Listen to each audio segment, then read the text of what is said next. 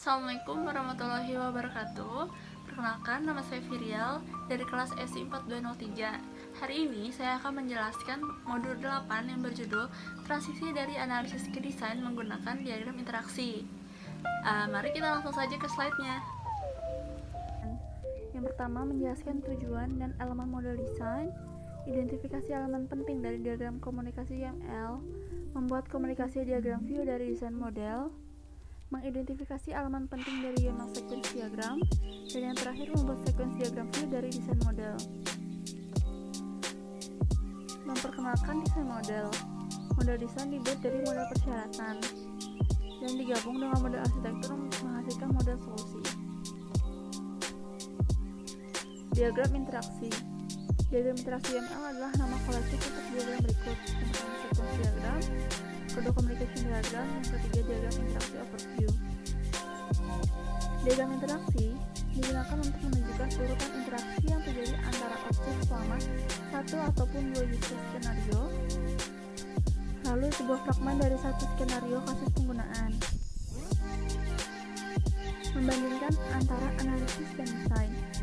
Analisis membantu kamu untuk memodelkan apa yang diketahui tentang proses bisnis yang harus didukung oleh sistem. Analisis ketahanan adalah proses yang membantu dalam mengidentifikasi komponen desain yang akan diperlukan dalam model desain. Analisis ketahanan memiliki input berupa sebuah use case, skenario use case, diagram aktivitas use case, dan domain model. Outputnya, model desain biasa ditangkap dalam diagram interaksi YML dengan komponen desain seperti batas, layanan, dan komponen entitas. Komponen batas digunakan untuk memodelkan interaksi antara sistem dan aktornya. Lalu ada komponen layanan. Kelas komponen atau kontrol layanan memiliki koordinasi pengurutan, transaksi, dan kontrol objek lainnya yang sering digunakan untuk merangkum kontrol yang terkait dengan kasus penggunaan tertentu.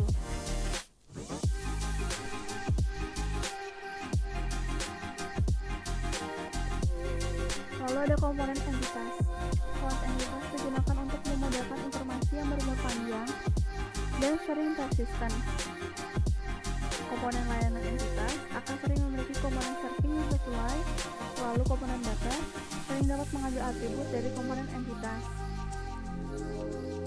Nah, ini ada proses analisis robustness. Nah, yang pertama ada pilih use case, dan yang kedua membuat diagram komunikasi. Dalam membuat diagram komunikasi ada beberapa bentuk, yaitu identifikasi komponen desain, lalu menggambarkan hubungan antara komponen-komponen, yang ketiga memberi label pada asosiasi dengan pesan, dan yang ketiga konversi diagram komunikasi menjadi diagram sequence. Nah, ini ada identifikasi elemen diagram komunikasi. Ada objek-objeknya atau elemen-elemennya, yang berupa object node, sequence number, message name, parameters, message direction. Nah, ini adalah variasi dari komunikasi diagram sebelumnya. Identifikasi elemen komunikasi diagram, di mana sebuah pesan dapat menunjukkan nama pesan, panah arah, panah padat, panah terbuka, dan nomor urut yang menggambarkan urutan pesan. Membuat diagram komunikasi, yang pertama itu adalah menempatkan aktor dalam diagram komunikasi. Seperti ini. Nah, aktornya dari case sebelumnya, yaitu agen pemesanan. Lalu identifikasi komponen batas. Lalu mengidentifikasi komponen layanan. Identifikasi entitas komponen. Identifikasi interaksi tambahan.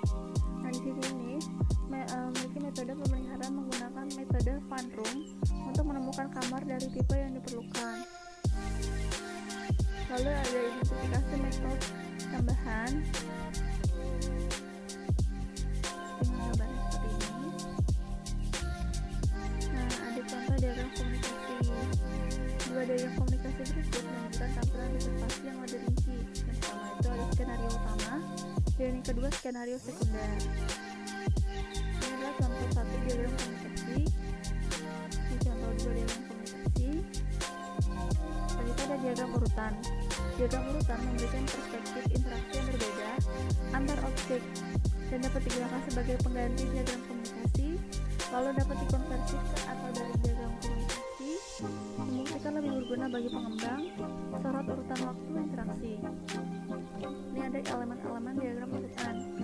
Ada garis hidup, nilai aktivasi, pengembalian eksplisit, pesan, simbol objek, dan pengembalian implisit. Lalu ada fragmen. Nah, penggunaan fragmen ini adalah menunjukkan urutan loop, jalur alternatif yang memungkinkan dua atau lebih skenario yang ditampilkan pada satu diagram. Lalu dia juga bisa menunjukkan referensi ke fragmen diagram urutan terperinci lainnya. Ini ada contoh fragmennya ya.